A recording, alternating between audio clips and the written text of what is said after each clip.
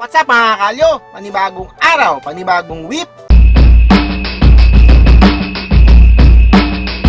Okay, ngayong araw na to magdi-discuss ako o magbibigay ako sa inyo ng tips sa paggamit ng kulay sa inyong poster making contest artwork. Yung mga tip na to ginagamit ko na to sa mga artworks na pinapakita ko dito sa channel ko to, no. Ito yung mga yung mga technique or mga pamamaraan na ginagamit ko in presenting artworks or giving ideas or na nakadepende dun sa tema ng contest na or tema na ibinibigay sa atin ng mga pa-contest na to, no. Okay, itong content na to nakatuon, no, doon sa mga kung ano yung mga ginagamit kong ways o pamamaraan sa paggamit ng kulay sa mga poster making artwork na ginagawa ko, no. I-discuss ko yung artwork na meron ako at ipapakita ko sa inyo or i-explain ko kung paano ko ginamit yung mga kulay doon sa artwork na to. Okay, itong artwork na to is isang magandang example ng una nating tip, no. Ang unang tip natin is paggamit ng kulay para magbigay ng tema. Okay, yan, no. So dito kasi, kung makikita ninyo, halo-halo naman yung kulay natin dito sa ibabaw, no, sa ibabaw na part, no. Pero kung makikita nyo, yung kulay niya dito sa ilalim, no, nagbibigay siya ng tema or idea ng certain negativity, no. Pinapakita niya na yung purple kulay or yung violet, no, may mga blue pa yan, isa yun yung mga tinatawag namin ng mga patay na kulay, no. So instead of using gray or black, gagamit ka ng purple para magpakita ng negativity na idea, no. Dito kasi ang tema ng artwork na to is about nutrition month, no. Pinapakita dito sa taas yung mga positive, no, kung ano yung mga pwede mong gawin, no, para maiwasan yung pagiging malnourished, no. Halimbawa dito is yung breastfeeding, pagkain ng prutas, pagkain ng mga meat, ng isda, pagtulog ng tama, at yung mga pag-exercise, no. Pero dito sa ilalim na part, papakita rin naman natin kung ano yung mga negative, no. At paggamit ng kulay, pinakita ko doon, no. Halimbawa, gumamit ako ng purple para ipakita na negative itong mga junk foods, mga chips, mga burgers, no, pati yung mga alcohol and beers, no. Kasama yan dyan, no. So nagpakita siya ng tema na negative sa paggamit ng kulay, no. Yun yung ang kulay dito sa aspeto na to is purple, no. Again, instead of using black, minsan kasi hindi na-appreciate ng mga judges yung pag gumagamit ka ng black, kasi para sa kanila masyadong hard yung ibinibigay mo, masyadong heavy, no. Pero kung gumamit ka ng medyo attractive pa rin sa mata, katulad ng violet or purple, mas okay yan para sa kanila. So yun yung una nating tip. Meanwhile, okay, ang ating second tip is paggamit ng kulay bilang separator, no? So itong artwork na to, nagpapakita to ng paggamit ng kulay bilang isang separator, no? Pasensya na kayo, malakas yung electric fan. Okay, kung makikita nyo dito na gumamit ako ng isang kulay lang para mag-separate ng iba-ibang pangyayari or elemento sa artwork ko, no? Kung makikita niyo, gumamit ako ng blue, yan din, gumamit din ako ng blue dyan, para magpakita ng iba't ibang pangyayari or mensahe dun sa artwork natin. Halimbawa dito, yung pag-hoard ng alcohol, no? So hindi maganda yan, no? Thumbs down yan. Tapos dito naman, thumbs up naman, no? Pagkain ng mga masustansyang pagkain. Naman dito rin exercise, dito naman paggamit ng alcohol, no? So para hindi magulo yung artwork ninyo, gagamit ka ng isang kulay lang para mag-separate dun sa mga ideas, no? Ito, pinapakita nito yung holistic approach ng isang artwork, no? Kasi meron kang magandang dating ng artwork kasi uniform siya pangkabuuan, no? Hindi ito kalat kasi yun nga, isang kulay lang yung ginamit mo at para magbigay ng idea sa iyong poster. So sana magamit mo tong pangalawan to. Doon na tayo sa pangatlo. later. Ito naman dito sa tip na to is paggamit ng kulay bilang isang background, no? So kung makikita ninyo, yung mga background na ginamit ko dito is sumasakay or nagpapakita rin ng mensahe na pinapakita or sumusuporta dun sa mga tao, no, na nandun sa loob ng shapes na yan, no? Kung makikita ninyo, yung background na yan is sumasagot doon sa ginagawa ng tao. Halimbawa, yung kulay blue na ginamit ko dito is sumasagot siya doon sa pagdadasal ng tao, no? Tapos ito naman yung pagiging environmentalist ng tao. Ito naman sa taas, gumamit tayo ng purple or blue para ipakita yung isang pamamaraan or pakiramdam ng tumutulong, no? Pagiging busilak, no? Sa pagtulong sa kapwa. Dito naman, gumamit tayo ng kulay orange, no? Habang siya ay kumakanta ng lupang hinirang para ipakita ang pagiging strong, no? Strong na strong yung kanyang pakiramdam or strong na strong ang kanyang damdamin sa pagkanta ng awitin na yan para pakita ang kanyang pagiging makabayan, no? So yan yung paggamit ng kulay bilang background, no? Hindi lang siya basta-basta paggagamit ka ng kulay na walang kinalaman doon sa elemento na bida, no? Halimbawa ito, yung bida dito is yung nagdadasal, gagamit ka ng blue, no? Para to support yung ginagawa ng tao, no? Or yung character mo doon sa drawing mo, no? So sana magamit mo rin tong tips na to sa paggamit ng kulay, no? Bilang background. Eventually. Okay, yung susunod na tip natin is paggamit ng kulay bilang frame, no? Or border nung idea na gusto mong ipakita doon sa poster making contest artwork mo. Actually, ito napaka-effective nito kung gusto mo talagang manalo sa isang poster making artwork competition, no? Pero kailangan isang kulay lang yung gagamitin mo, no? Para mag-uniform sa lahat, no? Halimbawa dito, gumamit ako ng ring, no? Tapos pinapakita rin natin na may kamay na naghahawakan sa isa't isa. Tapos pinapakita rin natin yung ring na yan as chain, no? Pinapakita rin diyan yung mga yung pagkakaisa ng mga tao na nagtutulungan. Yun yung symbolism ng frame na yan, no? So sa loob niyan pinapakita natin yung mga ideas, no? Tapos kung makikita ninyo, isang kulay lang yung ginamit natin para maging uniform din siya, no?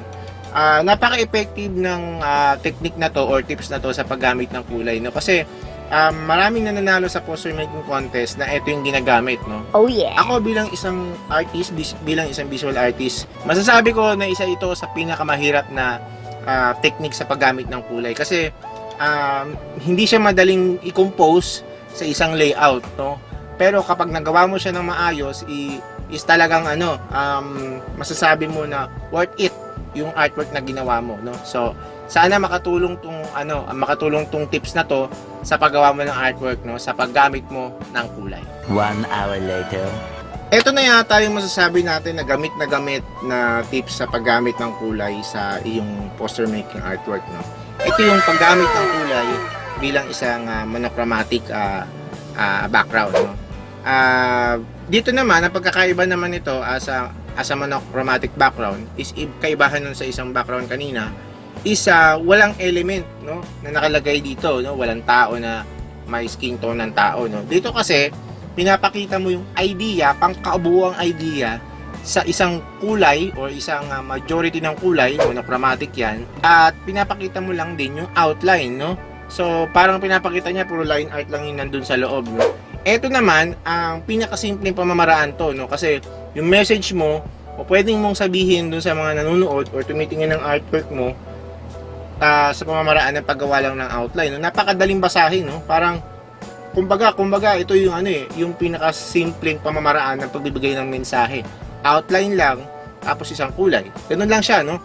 Pero effective talaga to kasi marami rin ako nakikita ng mga nagcha-champion sa poster making contest na ginagamit yung ganyan technique, no? Dito pinakita ko naman din dito yung pagse-separate, no? Dito kasi ako nga pala, magbibigay pa ako sa inyo ng tips sa paggamit ng tip na to, no? Parang dalawang tips sa isang tip, no? Kasi, pag gumagamit ka nito, kailangan iwasan mo yung masyadong magkakalapit na kulay na magkakatabi. Unless, meron kang separator, no? Dito kasi, kung makikita ninyo, meron yung green at blue, no? Parehas yan na cool colors, di ba? Tapos, sa kanyang right or left, ano ba? Right or left naman is yung mga warm colors, no? Kahit na sabihin mo magkakatabi yan, no? Kahit na hindi ko ito kasi dilaw na dilaw to, ito meron naman tong orange, no? Okay lang din yan kasi meron akong separator, no?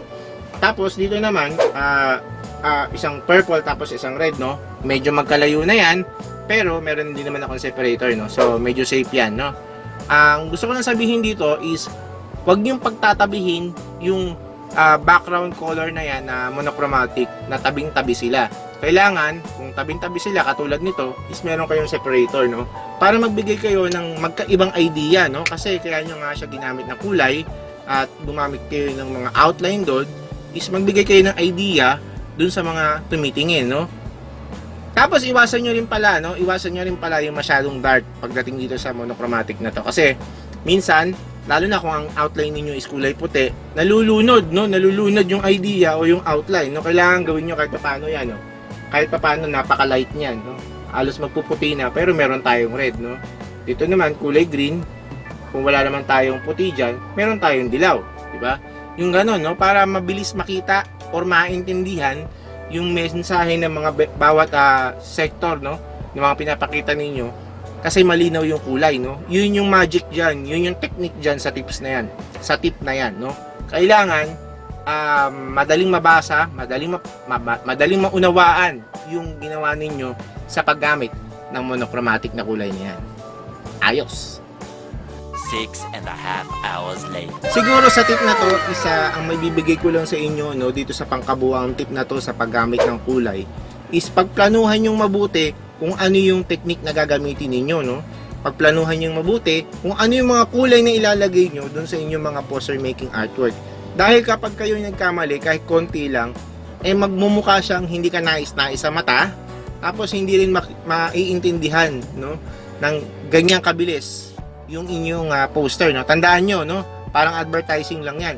Kailangan meron ka lang ganyang kabilis na makapagbigay ng mensahe doon sa tumitingin, no, sa pamamaraan ng kulay na yan, no. Dahil kung hindi mo nakuha yung attention niya sa ganyang kabilis at hindi ka nakapagbigay ng mensahe sa kanya sa ganyang kabilis, failed ang iyong poster, no. Hindi siya mananalo kasi wala siyang recall at hindi siya nakakakuha ng attention doon sa mga judge, no. So good luck at sana magamit mo yung 5 tips na to, no. At kung nagustuhan mo tong tips na to, sana mag-subscribe ka sa channel ko. Pindutin mo yung subscribe button. Yan, munting mahulog.